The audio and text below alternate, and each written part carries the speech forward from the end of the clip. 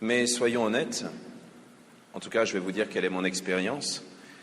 À chaque fois que j'entends le mot vocation, que je l'entendais, ça me faisait un petit peu frémir.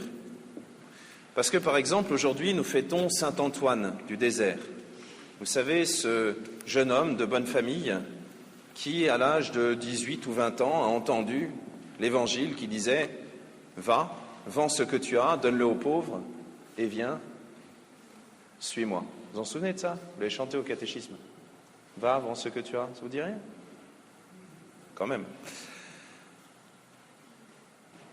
Et Saint Antoine est parti dans le désert et il a passé une centaine d'années, oui, il a vécu quasiment 120 ans, à lutter contre le diable, à ne manger que des racines, à dormir très peu et à prier beaucoup. Et donc à chaque fois que j'entendais le mot vocation, je me disais, le Seigneur va sûrement avoir une idée bizarre pour moi, il va me demander d'être moine ou prêtre, et puis vous voyez, ça n'a pas loupé, je suis devenu prêtre. Et donc je comprends la plupart des jeunes qui sont ici, qui ont automatiquement fermé les écoutilles lorsqu'ils ont entendu le mot vocation. Parce qu'ils ont peur. Peur qu'on en fasse des moines, peur qu'on en fasse des bonnes sœurs, peur peut-être qu'on en fasse des saints. Et oui, parce que dans le calendrier, quand on regarde les saints, il y en a plein qui sont martyrs, il y en a plein qui se sont fait découper en morceaux, passer au grill, transpercés de flèches, il suffit de regarder toutes les statues qu'on a ici, et on a même un Saint Clair qui s'est baladé avec sa tête sous le bras pendant quelque temps. Ça donne pas envie. Et pourtant, nous avons tous une vocation unique. Chacun a la sienne.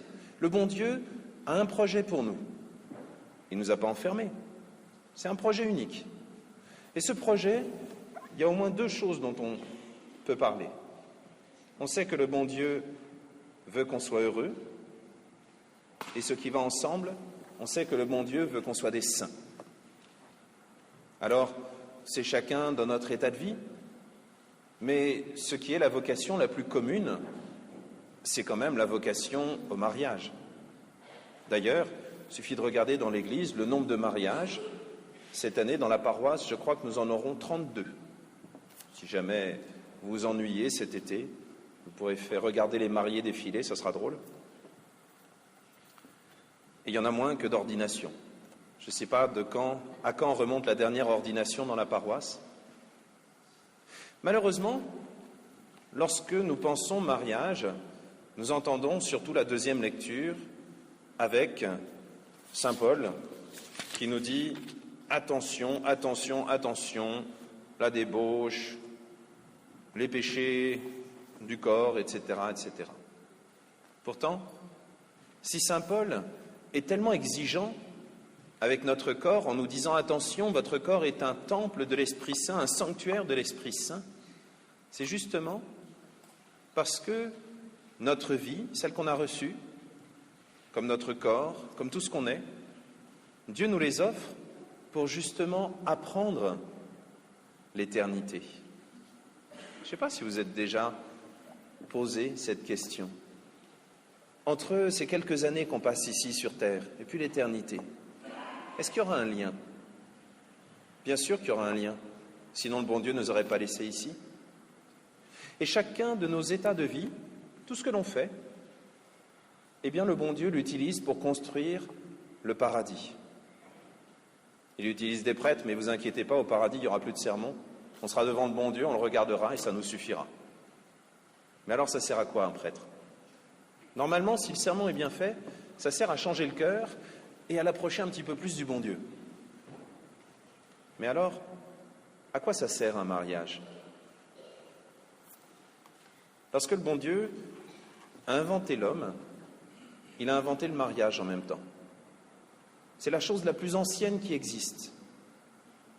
Avant d'inventer les prêtres, d'inventer la confession, avant d'inventer les bêtises même, quand Dieu a créé Adam et Ève, il leur a dit « Soyez féconds, multipliez-vous ».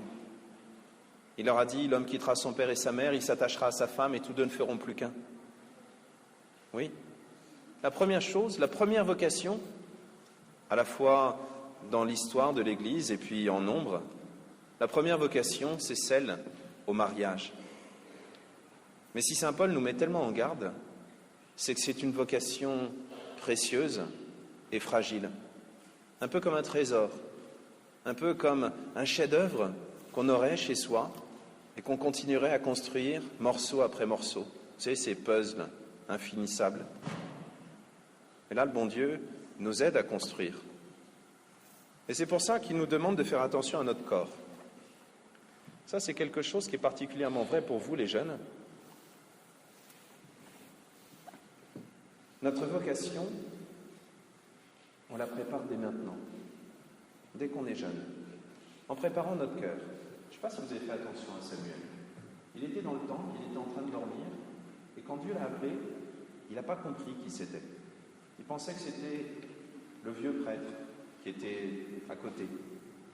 Et il a fallu que le prêtre lui dise non, c'est Dieu qui t'appelle. Il ne lui a même pas dit comme ça, il a juste dit ok, quand tu entendras la voix, tu répondras j'écoute. Parle Seigneur, ton serviteur écoute. La vocation, ça commence par l'appel. La vocation, ça commence par quelqu'un qui est à côté de nous. Par exemple, dans l'Évangile, c'est André qui va chercher Pierre. Et puis la vocation, c'est quelque chose qui nous change. Vous savez, Pierre, avant de s'appeler Pierre, il s'appelait Simon. Et ensuite, Dieu lui a dit, tu t'appelais Simon, tu t'appelleras Pierre. Eh bien, vous, quelle que soit votre vocation, ça sera la même chose. Dieu va venir toucher votre cœur le jour où vous arriverez à l'écouter. Et ce jour-là, il va changer votre vie. La plupart d'entre vous, ça sera le mariage. La plupart des adultes qui sont là peuvent en témoigner. La plupart ont reçu comme vocation le mariage. Mais si votre cœur est prêt à écouter, dans ce cas-là, l'autre que vous allez rencontrer va venir tout changer en vous. Les filles, vous le savez, souvent, c'est vous qui changez de nom. Eh bien, les garçons, essayez d'écouter parce que l'amour de quelqu'un, ça transforme aussi notre vie. Et puis, plus que ça, avant d'aller jusqu'à l'autre en lui disant « toi, tu peux m'épouser, s'il te plaît ?» Il faut d'abord avoir un cœur qui écoute. Parce que si on attend seulement une espèce de chewing-gum sentimentalo-gluant qui sera là pour être collé sur notre tableau de chasse, eh bien on trouvera seulement des chewing-gums sentimentalo-gluants. Alors que si nous attendons quelqu'un qui sera vraiment la personne qui va changer notre vie, si notre cœur est capable de s'ouvrir à ça, alors le bon Dieu sera capable de nous envoyer la personne qui va véritablement nous appeler à la sainteté. Alors ça, c'est vrai pour les jeunes, mais c'est vrai pour chacun de nous. Chacun de nous, le bon Dieu nous appelle. Le bon Dieu nous appelle en fonction de notre cœur. Il faut d'abord que notre cœur soit prêt à écouter. Alors demandons-lui déjà dans cette Eucharistie d'avoir un cœur qui écoute. Parce que même si on a déjà choisi depuis quelques années, cet après-midi, il y avait des jeunes mariés qui fêtaient leurs 50 ans de mariage, même si on a choisi déjà depuis quelques années notre état de vie, le bon Dieu nous appelle toujours. Et la sainteté, c'est ce qu'il y a de fantastique avec Dieu, c'est qu'on n'a jamais terminé de la faire grandir et de la rendre encore plus belle. Oui, que Dieu nous aide à écouter. Amen.